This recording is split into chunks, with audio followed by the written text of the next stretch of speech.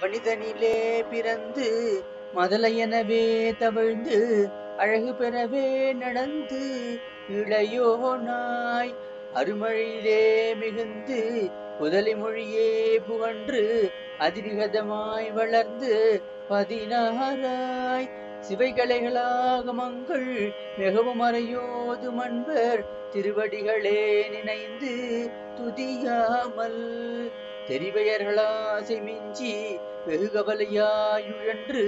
திரியுமடியேனையுந்தன் அடி சேராய் மகுணோபதேச சம்பு மதியருகு வேணி தும்பை மணிமுடியின் மீதணிந்த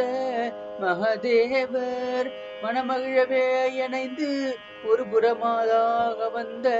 மலைமகள் குமார துங்க வடிவேலா பவனி வரவே யுகந்து